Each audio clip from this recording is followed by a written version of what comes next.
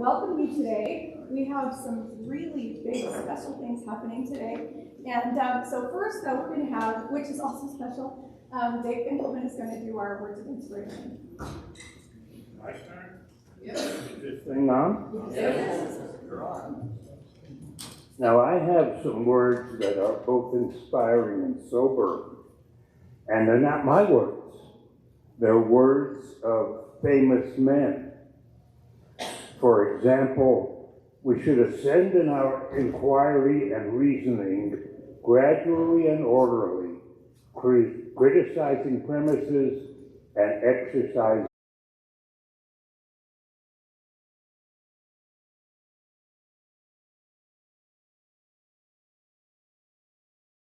empire.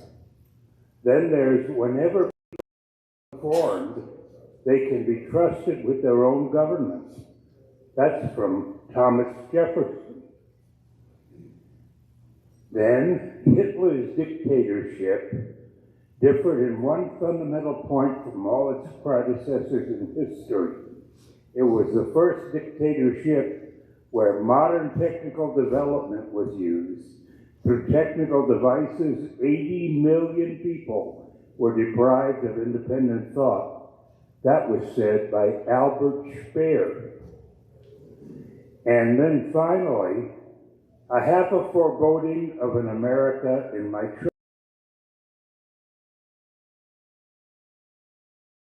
service and information where nearly all key manufacturing has slipped away to other countries, when awesome technological powers are in the hands of a very few, and no one responsible for the public interest can even understand our social conduct and ethical thinking.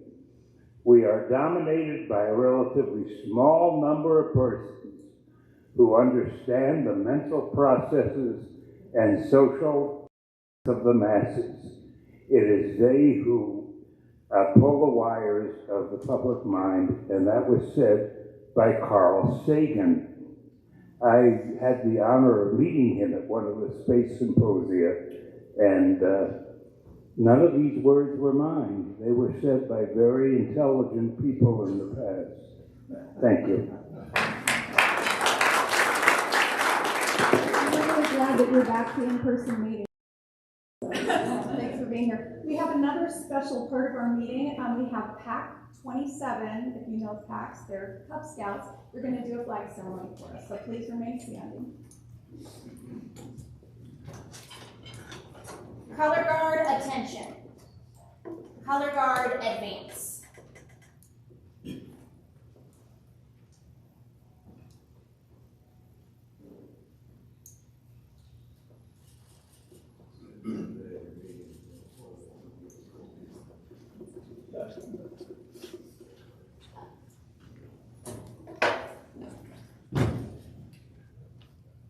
Color guard, halt. Color guard, prepare to post your colors. Please post the colors of America. Please post the colors of the state of Colorado.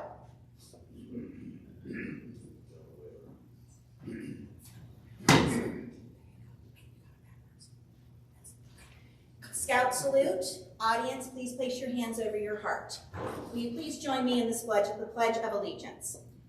I pledge allegiance to the flag of the United States of America and to the republic for which it stands, one nation, under God, indivisible, with liberty and justice for all. 2. Color guard at ease. Audience, you may be seated.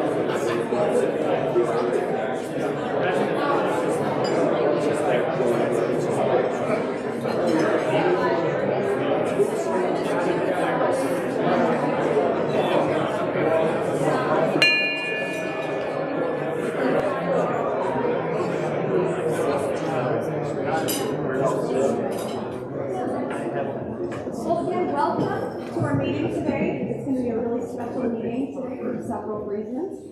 I hope most of you are here to see the Cub Scouts do the flag ceremony. That was pretty cool. Let's see, today we have some birthdays that we're celebrating.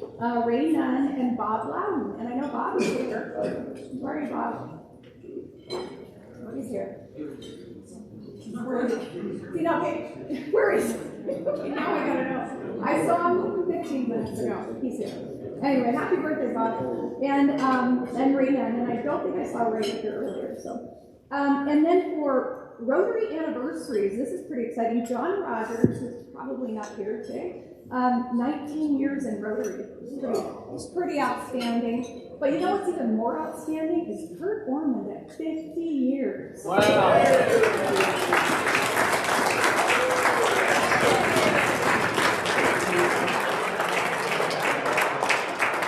And he's only 55. He started the internet. And now Dennis is going to introduce our visitors. We're going to keep our announcements a little bit short today because we do want to start our program a little earlier.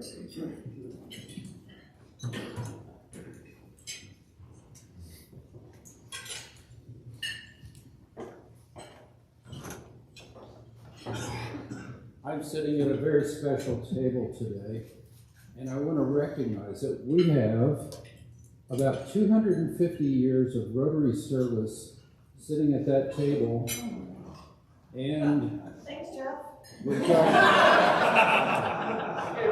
got one member, Bill Sinclair, who's 96, and John Cunning, who's 93, 94, 95 next month. So, congratulations and keep coming back.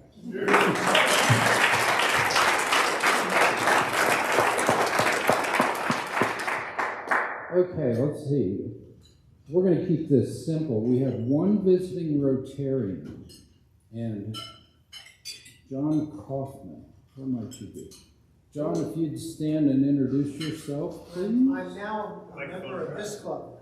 Gonna be a member of this club? That's good. Well, you can sit back down.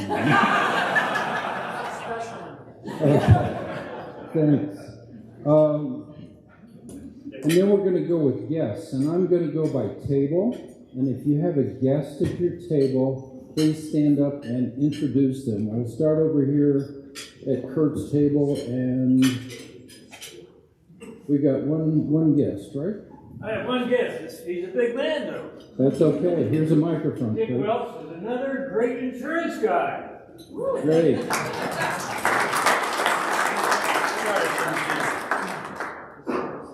Not wanting to work? Dick, one more. Look at it. Is this on? I'm Clint Woods, in the Bank of America Merrill Lynch. Good. Welcome.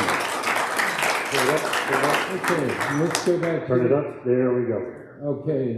This is my daughter, Kinley. She's a sophomore at Palmer Ridge up in Monument, and she has applied to be a Rotary Exchange student for the next school year. Okay. Holly? I have Chuck and Robin Schwartz, who are transplants here from DC, and they are newer to Colorado Springs. Post-COVID, they've come out and now are getting to know the community.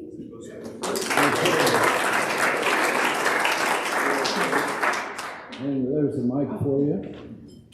Okay, I have a guest, the famous and great Lynn Boutte. Okay, and let's go back over to where you were sitting there, Bart.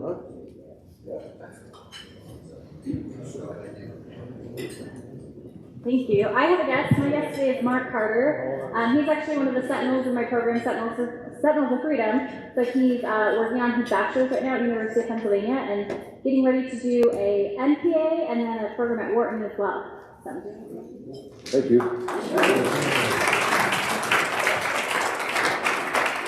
Any other guests back there? Okay, Randy.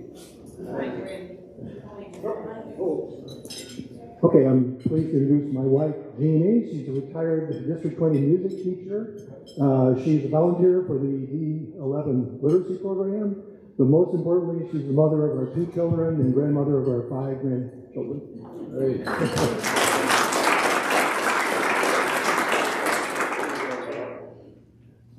There you go. Yes, I'm pleased to have my wife, Jan Lyon, visiting.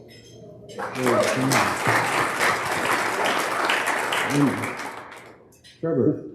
So today I've got Mike Foreman. He's the city manager for the town of Monument, and he's also a recovering Rotarian looking to become re-addicted. And so I've got him visiting us today, and so welcome him. He's very happy to be here.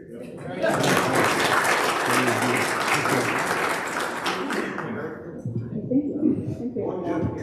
Oh, was there another guest? Okay. Pleasure to introduce Dan Hillman, who's a prospective member. Welcome. I also wanted to welcome Jolly Wall, who hasn't been here for a while. So thank you so much for being here today. That was very exciting to have you here. And I have 2 guests down here at the front table. David Kearney, he was here a couple of weeks ago. These are the Geico guys. And then his boss, Paul. And Paul, what is your last name again? Pisorsky. It sounds so simple, right? Anyway, thank you guys so much for coming today. So thank you, everybody. So we have some announcements today. First of all, I wanted to announce that we have something very special to announce today. That a year ago, well, there it is, right there. No story needed. Judy Casey is back with us as co-chair of the International Committee. She's always been in the club, but she had to step away last year, and so now she's back, and we're very, very excited for that. So welcome back, Judy. Is Judy on Zoom today, Cody?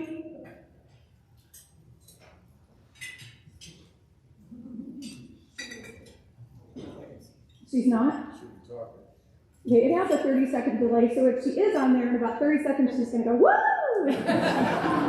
Okay, and then, let's see, Holly, you had some membership information to talk about? We have our next membership Rotary Rally is on the 30th at Ivy Wild, and the 30th of November. Sorry. Thanks for the notice. Yeah. And then the second thing is looking to grow our membership committee to, even though we all are part of our membership committee, I think that we welcome our new members. So if you're interested, please let me know. Reach out via email. Thank you. Jordan, can you come up and do your thing? Very exciting stuff. Yes, so I'm super excited to announce that we had another donation come in for a shelter box with our international committee. So we have 2 fully paid for shelter boxes that we are going to be able to participate with. So if you are interested in being part of the international committee and service projects and just want to learn more, get with me afterwards, shoot me an email. But yay, so we've got 2 boxes. This is pretty exciting. So thanks. George, what's a shelter box? Some people don't know. So yes, okay. So a shelter box, it's really cool. Mark December 17th on your calendar because we're actually going to have a full-on demonstration of what a shelter box does and is.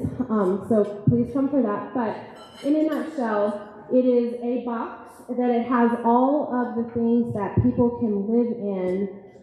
It goes to places like with hurricanes, earthquakes, things like that. It really takes care of a lot of these families, especially in these third world countries. So Wonderful. Thank you so much. Can somebody get Samantha a mic, please? Do you have one? Oh, good.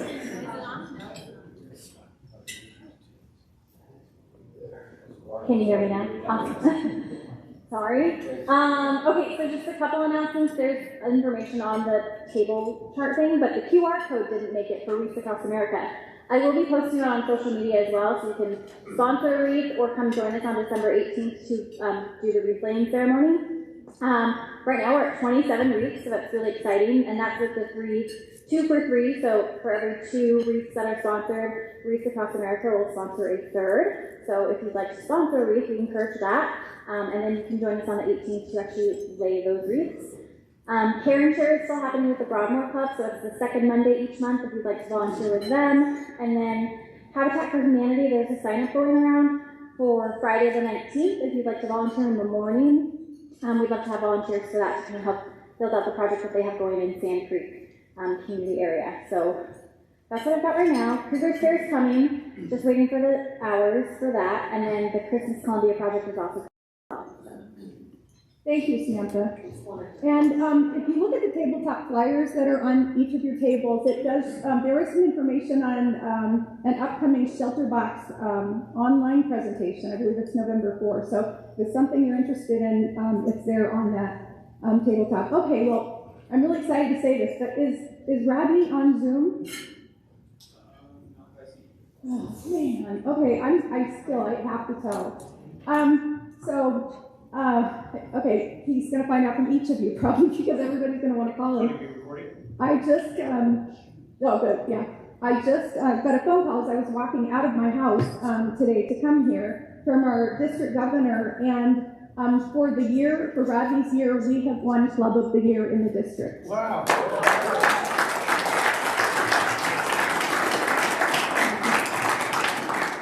So, you know, it's a lot of what Rodney's done, but also club members. You guys have done so much, and especially in the year when we had to compensate and not the in-person thing. So I'm so happy for him, and I'm so proud of us all. So anyway, and our past district governor Chip X will be here in a couple of weeks to present us with some kind of a banner that says Club of the Year, and we get to keep it all year, I guess. Go ahead. It's the Monroe Award. Yes, thank you. It's maybe the only time that I can recall of one club winning back-to-back years. So it's really exciting, guys. You did a wonderful job. So let's go for 3. All right. It is my pleasure to introduce you to the person who's going to introduce our speaker, Donna Nelson, if you'd like to come up here and introduce our speaker. Thank you.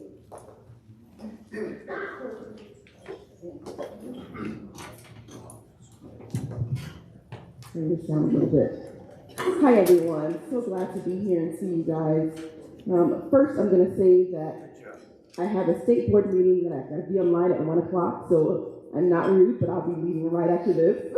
And I've heard the state of the city. But it is definitely my pleasure to introduce you to our mayor. He is one of those people who understands politics in a way that many don't. And I like to say that he uses his powers for good and not for evil. He is respected across this entire state. He is a leader who has led our city to a lot of successes. And I'm a little bit sad to think that we've only got a year and a half left. I'm happy about that. He has led our city to so many successes that really, even a pandemic couldn't stop the progress that has happened. You're going to hear a lot about that here with our State of the City. Please join me in welcoming the 41st Mayor, Mayor John Suthers.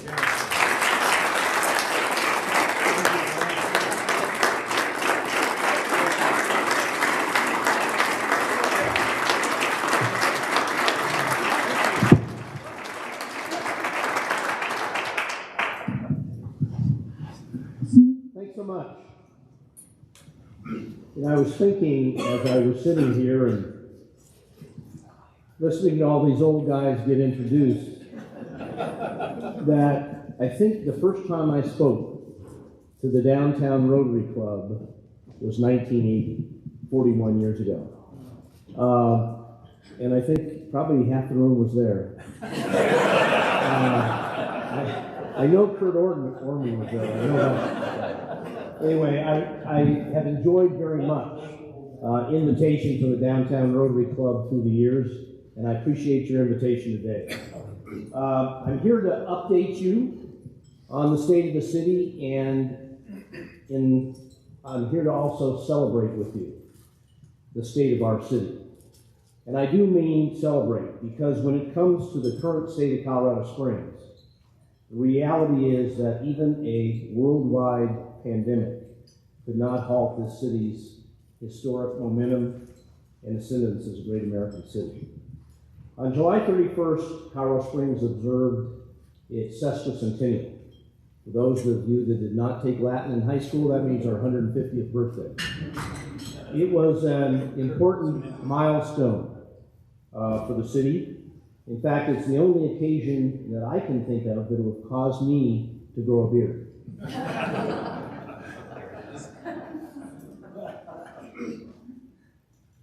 Large crowds helped us celebrate the event with appropriate fanfare. In my remarks at the Sesquicentennial celebration downtown on July 31st, I quoted from a speech given at the founding of our city on July 31st, 1871. About 100 people gathered on July 31st, 1871 at the corner of what is now Cascade and Pikes Peak, right across the street. There wasn't a tree or building in sight. General Palmer was out of town, so his agent, General Robert Cameron, gave a short but very prophetic speech in which he boldly asserted that because of its magnificent scenery, healthy climate, and the innovation of its citizens, Colorado Springs was unique and was destined to become a city of renown. Well, fast forward 150 years, and folks, once again, for the fourth year in a row, a broad survey of Americans by U.S. News and Report indicates Colorado Springs is viewed as the most desirable city in America to live, thus proving General Cameron's remarks to be prophetic indeed. But even the early visionary and entrepreneurial citizens of Colorado Springs probably could not have predicted that in 15 decades, we would grow to 480,000 people, the 40th largest city in America, and our metropolitan area, or MSA, would be 755,000, the 79th largest in the country. This happened because thousands of dedicated community leaders have stepped forward over the decades to ensure Colorado Springs capitalized on those same assets of natural beauty, climate, and economic innovation to remain a truly unique place to live, work, and play. When I reflect on my 6.5 years as mayor of Colorado Springs, there's nothing I'm more proud of than the innovation and entrepreneurship that continues to characterize our city. And so much of the innovation has come in the form of both public and private investment, and in some cases, public-private partnerships that have literally transformed the landscape of our city. The examples of such investment are numerous. In 2015, our city roads were terrible. 60% of them were rated poor. While there still work need to be done, our progress is undeniable. With the support of our citizens, we've improved almost 1,300 miles of city roads. And with the help of PPRTA, Pikes Peak Regional Transportation Authority, we've completed many large road and bridge infrastructure projects. And after far too many years of neglect, even the federal government and state of Colorado are taking steps to significantly invest in transportation infrastructure. And folks, that's very important to us, because I would remind you that Powers Boulevard is a state highway. I would remind you that Nevada is a state highway, and I remind you that Highway 94 is a state highway. We need state and federal investment. And speaking of federal and state highways, let's not forget that there is a truly great day close at hand with the completion of the GAP project between Mining and Castle Rock. Believe it or not, it's about 6 months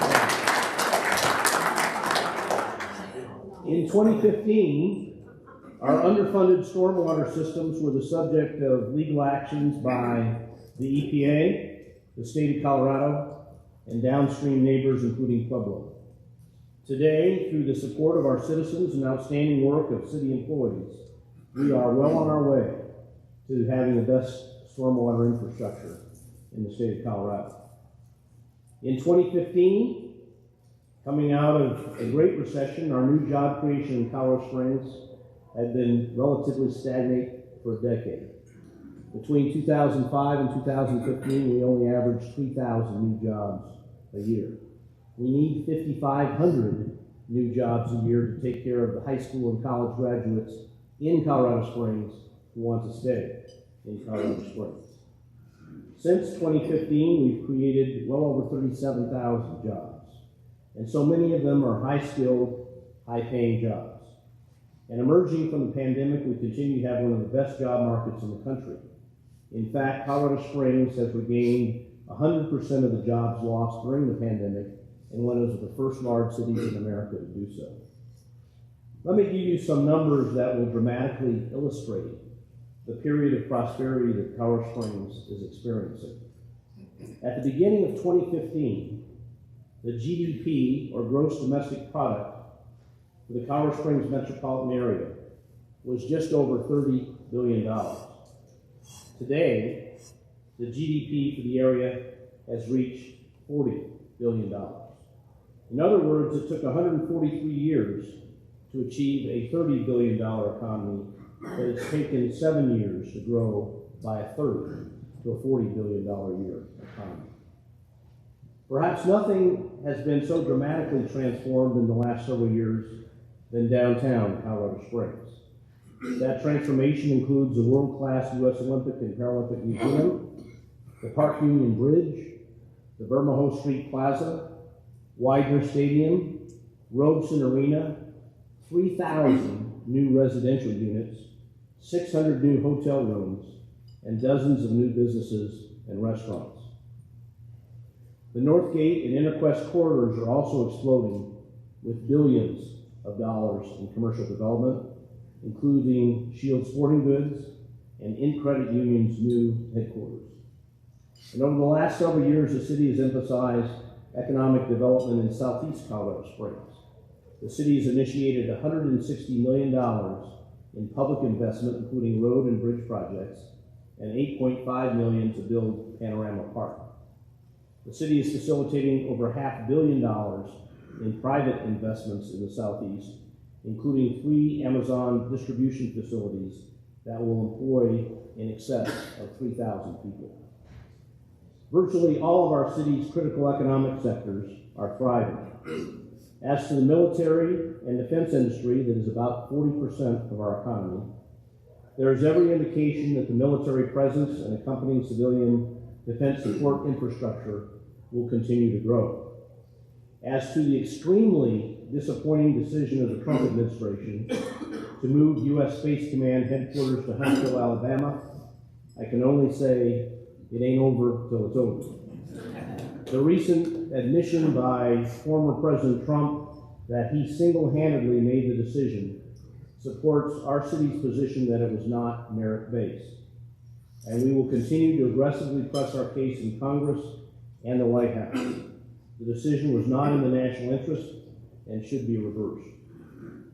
Our healthcare industry is thriving. Our two outstanding hospital systems are expanding rapidly. The success of UC Health in Colorado Springs is evidenced by the recent renewal of its lease of the city's Memorial Hospital assets.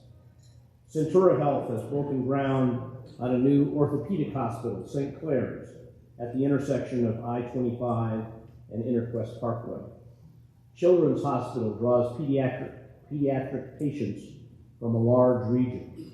The new Hibble Sports Medicine Performance Center at UCCS is making its mark by joining clinical practice with graduate and undergraduate education and research.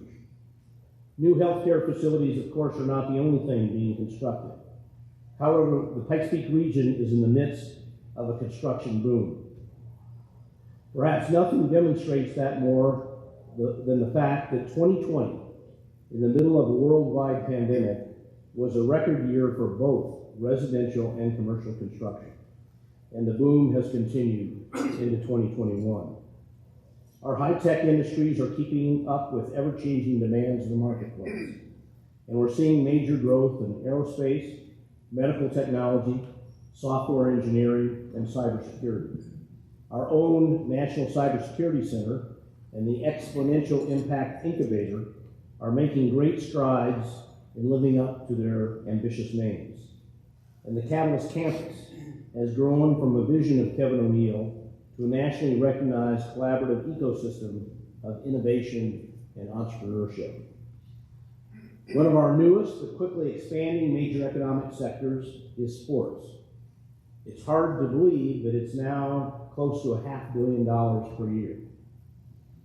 Olympic City, USA is now home to the U.S. Olympic and Paralympic Committee, the largest Olympic training center, 24 national governing bodies, 50 other sports-related organizations, and of course now the U.S. Olympic and Paralympic Museum. After enduring a year of travel restrictions that negatively impacted attendance, the museum is welcoming thousands of tourists and locals. And Colorado Springs continues to attract many high-profile sports events. Widener Stadium, for example, will host this year's NCAA Division II Soccer Championships in December. And how about the performance of Colorado Springs full-time and part-time residents in the recent Tokyo Olympics and Paralympics? People who live and train in Colorado Springs won 111 medals in Tokyo. That includes 60% of all America's gold medals.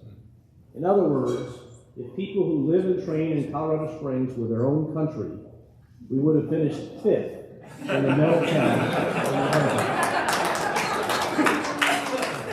and 11th in the Paralympics. The sector of our economy that was hardest hit by the COVID epidemic, of course, is tourism. Pre-COVID, it contributed $2.5 billion per year to our city's economy. But I'm pleased to report that 2021 has seen a remarkable recovery. This past summer, Colorado Springs had the highest hotel-motel occupancy in Colorado and among the very highest in the nation. The Colorado Springs Airport, thanks largely to our city's newest commercial carrier, Southwest Airlines, saw the highest level of traffic in 20 years.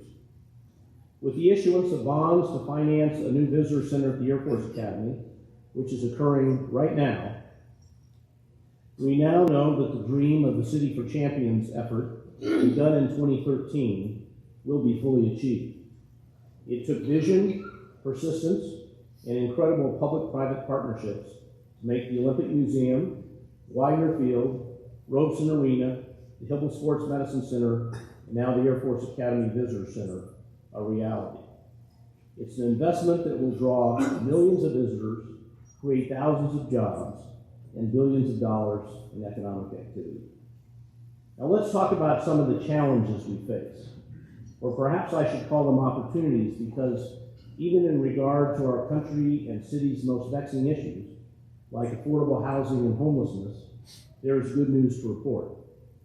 As to homelessness, the city has achieved its goal of being able to offer shelter to anyone who wants shelter, and is expanding the opportunity to progress from that shelter into permanent supportive housing.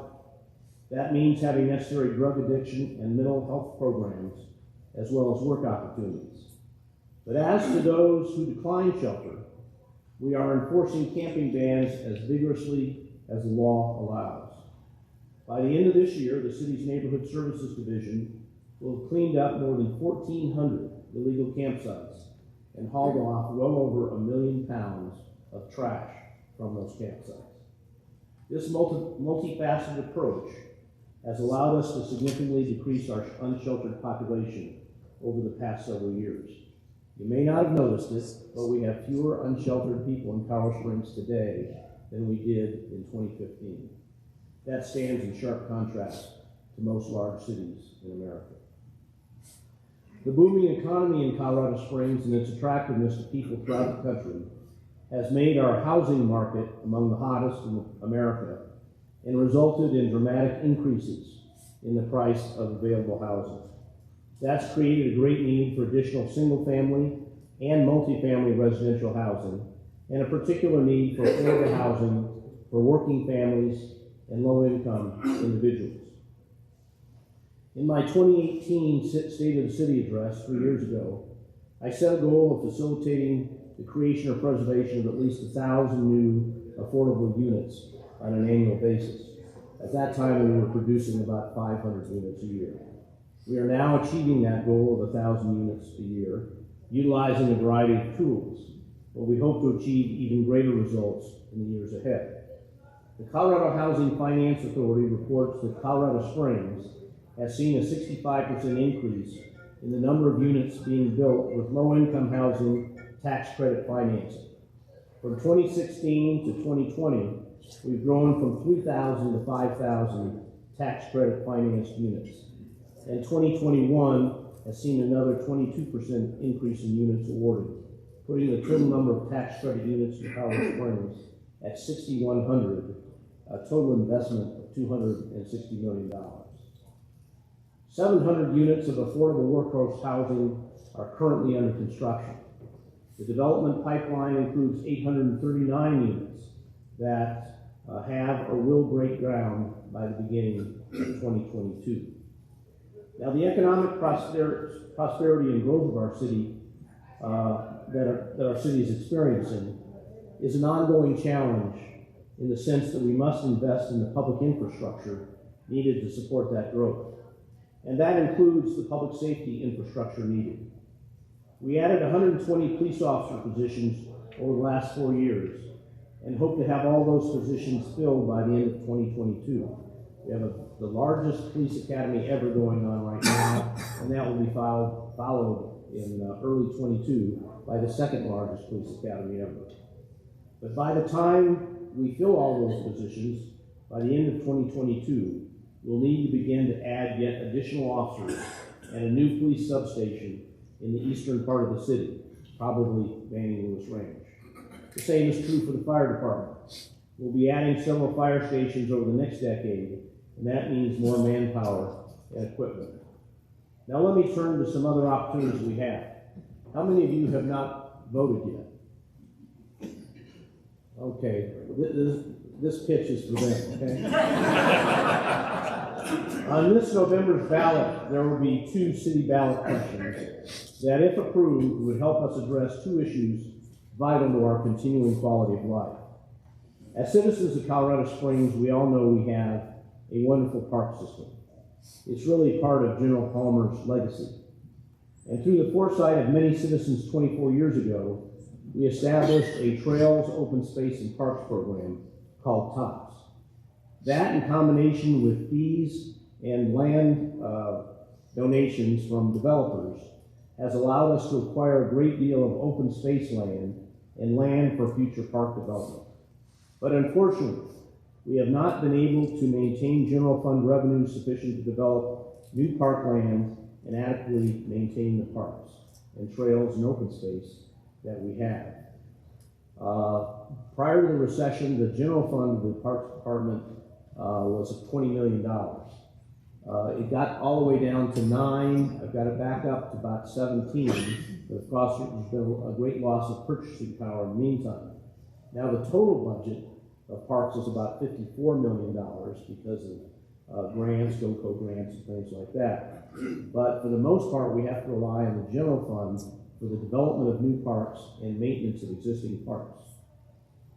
And we simply have not kept pace. Because parks compete with other priorities, including public safety and roads, our park general fund commitment still remains below those pre-recession levels. And the incredible increase we've seen in park and trail usage, particularly over the last 2 years, has only aggravated the problem. And ballot issue 2C would extend the TOPS program for 20 years and increase the tax from 1 cent on every $10 purchase to 2 cents on every $10 purchase.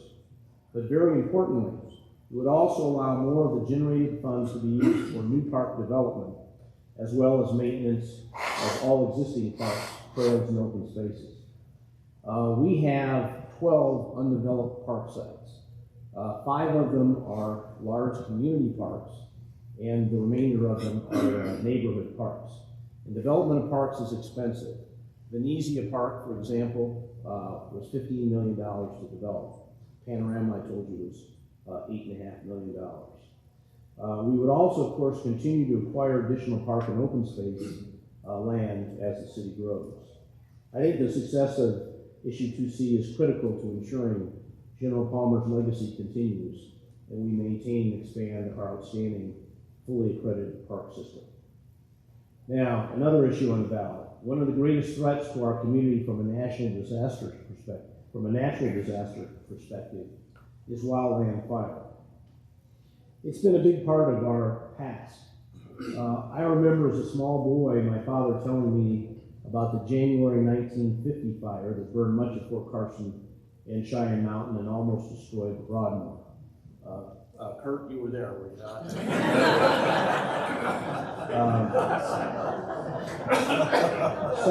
Sadly enough, 11 people, all volunteer firefighters, died. And of course, we're all familiar with the damage from the Waldo Canyon and Black Forest fires. And we know the role such fires play in contributing to flash flooding in subsequent years. When it comes to wildland fires, folks, it's not a question of if there'll be another fire. It's a question of when and where and how well prepared we will be. We know that wildland fire mitigation works because we saw that in the case of the Bear Creek fire in November of last year. Much of our wildland fire mitigation efforts in Powder Springs have thus far been funded by grants that are intermittent and not sufficient for the large acreage requiring mitigation. And while some cities in Colorado are considering creating special taxing districts to fund wildland fire mitigation prevention, the City Council and I feel we have a better solution.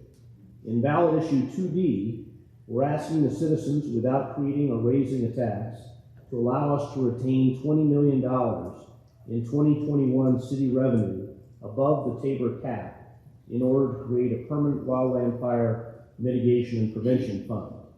The fund would draw interest, and no more than 5% of the balance could be used each year for fire mitigation prevention efforts under the direction of the Powder Springs Fire Department and a citizen advisory board.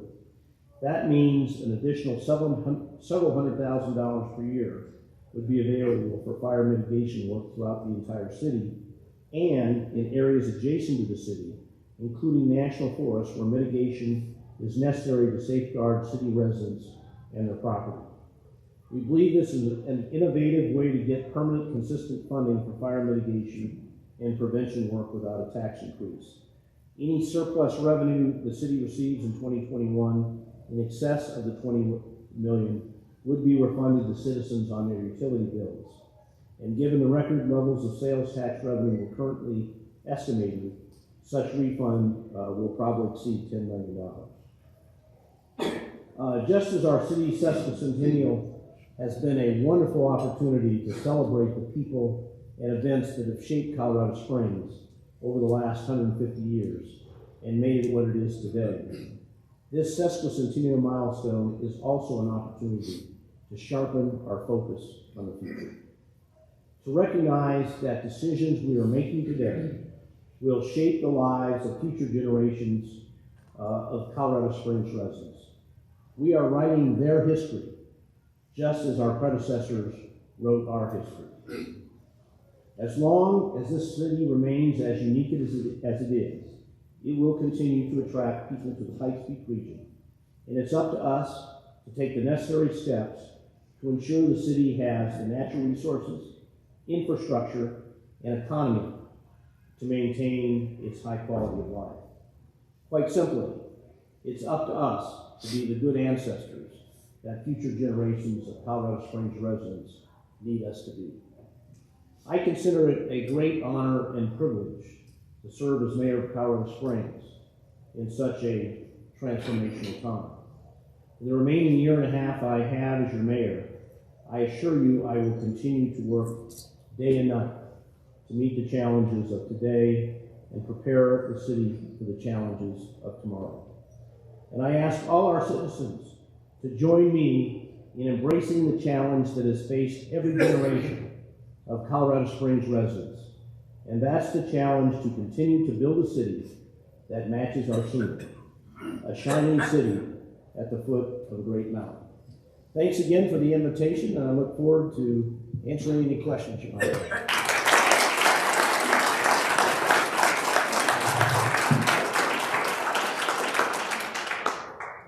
Mayor, I think you can hear me all right without a microphone.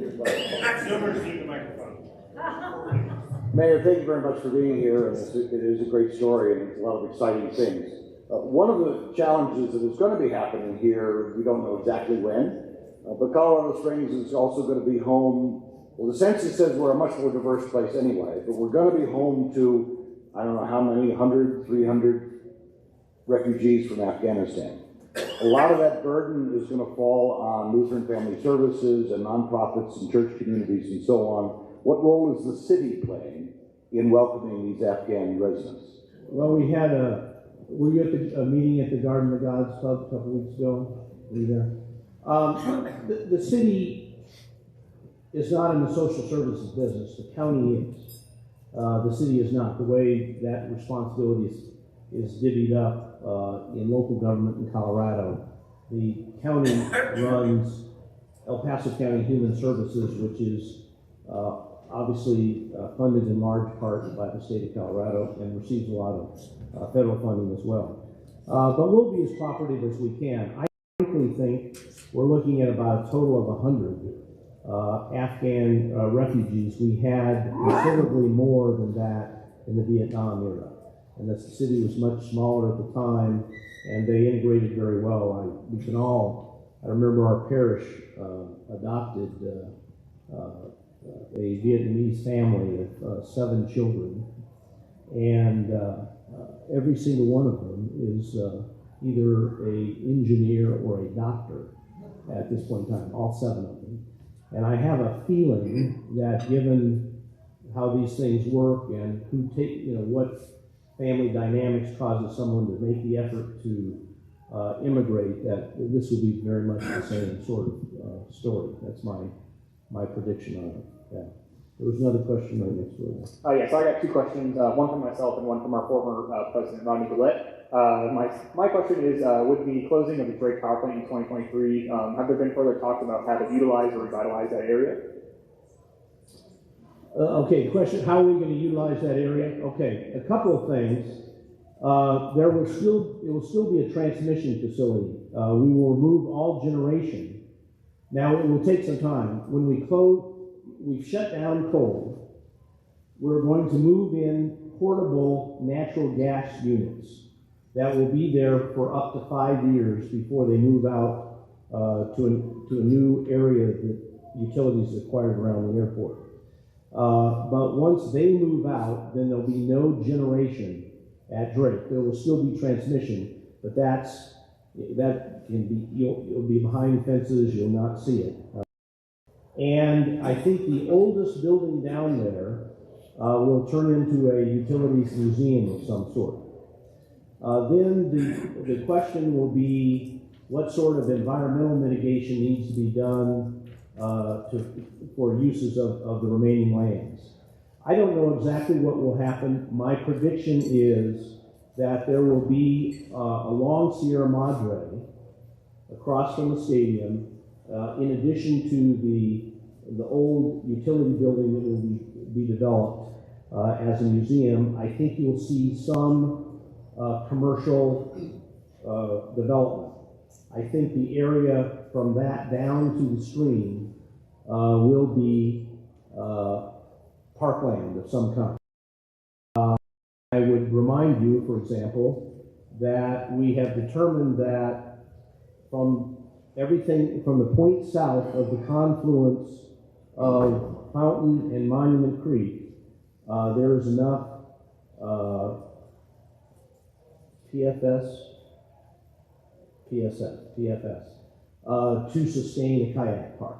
So I would envision something like that along that park segment there.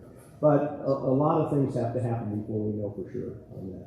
Awesome, thank you. And second question is from Rodney. He actually would like to know if you could tell the jokes that you told at the Mayor's Young Leader Award. I'm sorry? He would like to know if you could tell the 2 jokes that you told. Oh, okay. So last night was the Mayor's Young Leaders Award, okay? And it was at the 3 East Comedy Club. I don't know if you guys know it, but we actually have a comedy club downtown. And so this is my first appearance on the stage.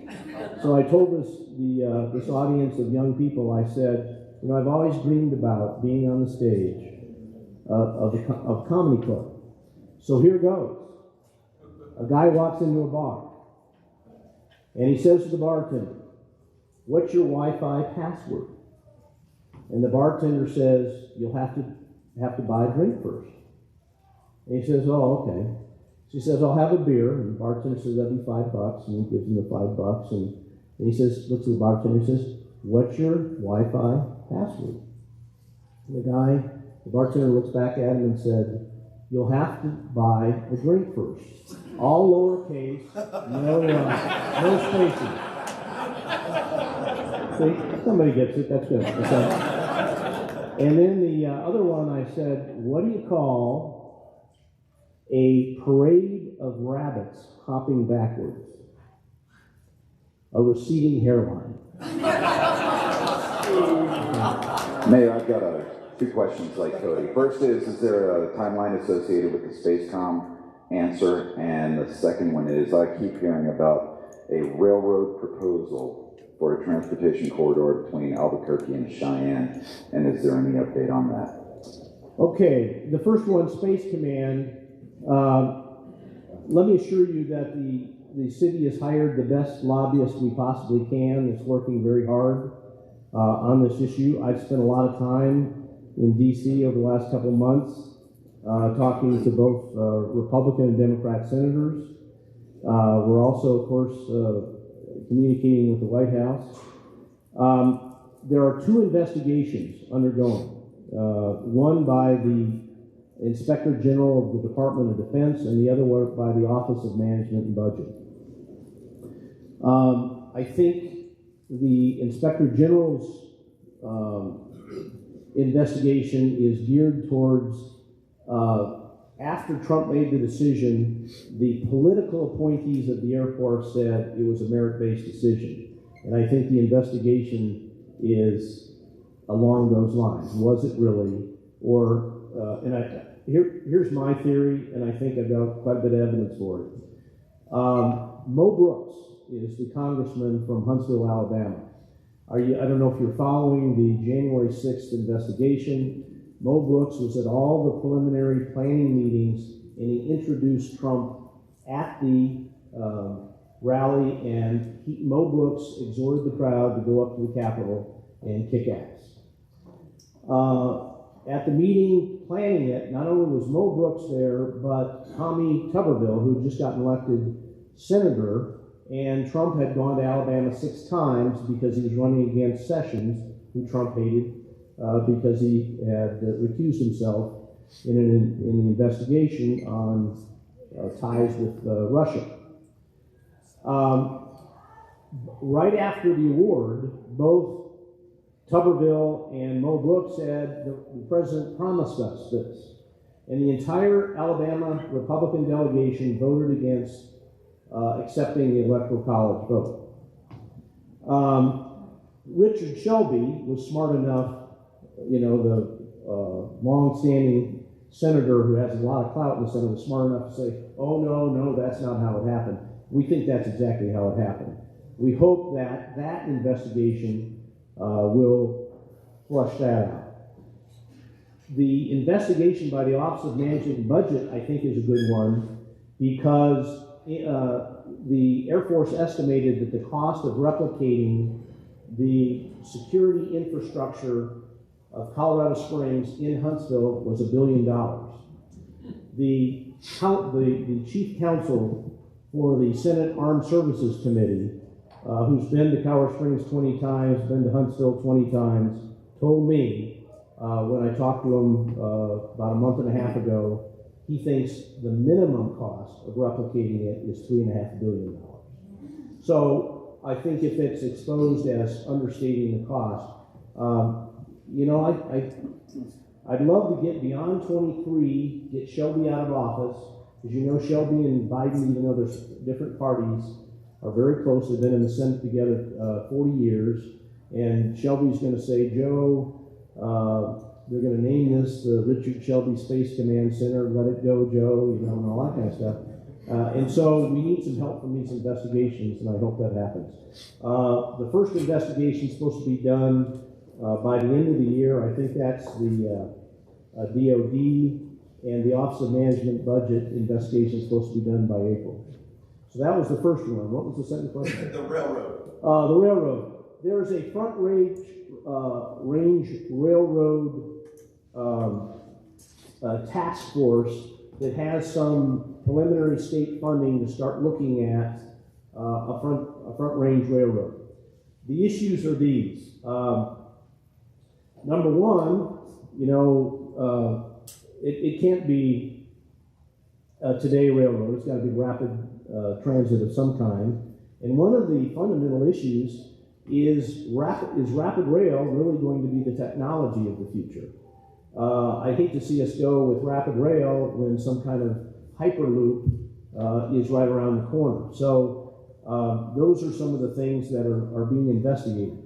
I'm not sure I'll be alive, and I'm pretty sure some of the other guys in here won't be alive. But the fact of the matter is there will be a rapid transit system along the Front Range. There has to be. I just don't know when it will be. I think I'm getting the hook. Before now, Kathleen,